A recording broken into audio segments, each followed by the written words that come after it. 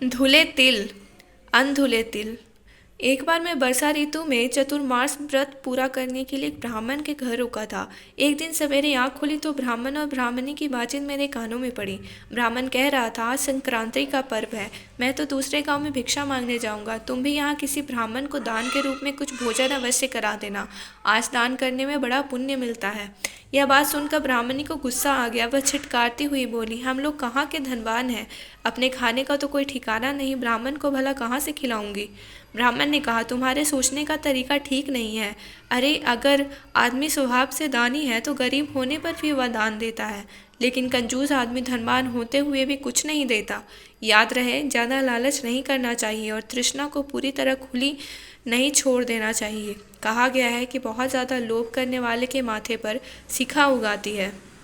ब्राह्मणी ने चौंक कर कहा, सो कैसे? ब्राह्मण कहने लगा, किसी वन में एक भील रहा करता था। एक बार वह वन में आखेट करने गया। उसने एक भयंकर बनैले सुअर को देखकर निशाना साधा और उसे बाण से बिंध दिया। घायल सुअर भी गुस्से में आकर झपटा झपटा और उसने भील का पेट फाड़ दिया। भील तुरंत मर गया और तीर के घाव से तड़पता सुअर भी मर गया। इतने में एक सियार वहां पहुंच गया। मरे हुए भील और सुअर को देखकर वह बड़ा प्रसन्न हुआ। उसने सोचा, आज तो बहुत सारा बढ़िया आहार मिल गया, इसे धीरे धीरे खाऊंगा ताकि काफ़ी दिनों तक चल सके। यह सोचकर उस लोभी सियार ने सबसे पहले धनुष में लगी हुई सूखी तात को चबाना शुरू किया। जैसे ही तात कटी, चढ़े हुए धनुष का नुकीला सिरा तेजी से उसके हलक में जा धंसा और माथे को फाड़ता हुआ ऊपर निकल गया। लालची सियार तत्काल गिरकर मर गया। इसलिए कहा है कि अधिक लालच बुरी बला है। लालच के कारण ही सियार के माथे पर शिखा उगाई। ब्राह्मणी ने सोचकर कहा, अच्छा, यदि दान देने से इतना पुण्य मिलता है तो मेरे घर में जो थोड़े से तिल रखे हैं, आज संक्रांति के दिन उसी को धो कूटकर मैं किसी ब्राह्मण को भोजन करा दूंगी। ब्राह्मण संतुष्ट होकर दूसरे गांव के लिए चल पड़ा। ब्राह्मणी ने तिलों को साफ करके धोया और उसे सूखने के लिए रखकर वह दूसरे कामों में लग गई। अचानक एक कुत्ते ने आकर सूखते हुए तिलों पर पेशाब कर दिया। ब्राह्मणी बहुत दुखी हुई। अब भला ब्राह्मण को क्या खिलाएगी? फिर मन में एक कुटिल विचार आया। उसने सोचा, इन तिलों को किसी के बिना साफ किए तिलों से बदल लाती हूँ। साफ धुले हुए तिलों से बिना साफ किए गए तिल बदलने को तो कोई भी तैयार हो जाएगा। यह सोचकर वह अपने तिल लिए हुए पड़ोसिन के यहाँ गई। अपने साफ तिल उससे बिना साफ किए तिलों से बदलने चाहे। पड़ोस की गृहिणी तो धुले तिल लेकर बदले में अपने घर के अनधुले तिल देने को तैयार हो गई, लेकिन उसके बेटे ने मना कर दिया। बोला, माँ, इसके पीछे कोई न कोई चाल अवश्य होगी, भला धुले हुए तिल देकर गंदे तिल कोई क्यों लेगा? यह कहानी सुनाकर ताम्रचूर के मित्र ने कहा, तुम्हें इस चूहे के आने जाने का मार्ग तो मालूम है, जमीन खोदने का कोई औजार हो तो निकालो। ताम्रचूर ने कहा, मेरे पास लोहे की एक कुदाल है। अतिथि सन्यासी बोला, बस बस ठीक है, सवेरे तुम मेरे साथ ही रहना, चूहे के आने जाने से बने निशान देखकर हम उसके बिल तक पहुंच जाएंगे। मैंने उन दोनों की बातें सुनी तो चौकन्ना हो गया। अब खतरा है।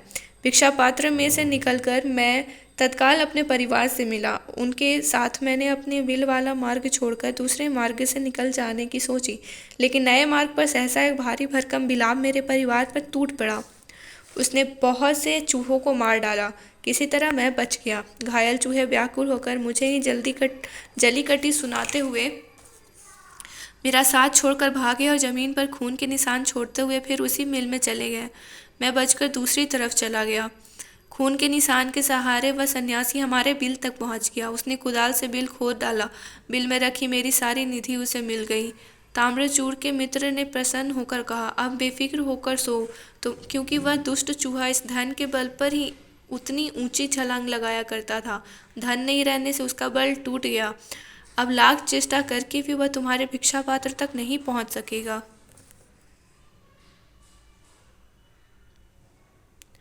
इधर मेरे बंधु बांधव भी मेरा साथ छोड़ गए थे। रत्नों की शक्ति छिन जाने से मैं निर्बल हो गया और प्रयास करके भी अब इतना ऊंचा नहीं कूद पाता था। वह सन्यासी मेरा सारा धन पोटली में बांधकर अपने सिरहाने रख लेता था। मैंने उस पोटली को ही काटकर धन निकालने की सोची। मैं किसी तरह अपने उस धन को प्राप्त करके अपने बिल में ले जाना चाहता था। एक रोज़ रात को ताम्रचूर सो रहा था। मैं चुपके से गया और उसके सिरहाने रखी पोटली को कुतरने लगा, लेकिन वह दुष्ट जाग गया। उसने मेरे सिर पर फट्टा बांस दे मारा। मैं घायल हो गया, लेकिन किसी तरह प्राण बच गए। अपनी कहानी सुनाकर हिरण्यक बोला, जीवन में इतने सुख दुख भोगने के बाद मैं विषाद से ग्रस्त हूँ। ऐसी स्थिति में मित्र लघुपतनक सहारा देकर मुझे तुम्हारे पास ले आया। मंत्रक बोला, भाई, यह कौवा सचमुच तुम्हारा घनिष्ठ मित्र है। तुम इसका आहार माने जाते हो, फिर भी यह तुमको अपनी पीठ पर चढ़ाकर इतनी दूर मेरे पास तक ले आया। अवसर पाकर भी इसने तुम्हें खाया नहीं। सच ही कहा गया है कि धन पाकर भी जितना चित्त विकृत ना हो और जो सदा के लिए मित्र बने, ऐसे व्यक्ति से ही मित्रता करनी चाहिए। अब तुम निश्चिंत होकर यहाँ आराम से रहो। तुम्हारा जो धन नष्ट हो गया है उसकी चिंता मत करो, क्योंकि जो धन तुम्हारा है ही नहीं उसको तुम एक पल के लिए भी नहीं भोग सकते। अगर भाग्य में न हो तो व्यक्ति के पास जो धन होता है वह भी नष्ट हो जाता है, उसका सुख नहीं मिलता, जैसे सोमिलक के साथ हुआ। चूहे ने पूछा, यह सोमिलक कौन था? मंत्रक कहानी सुनाने लगा।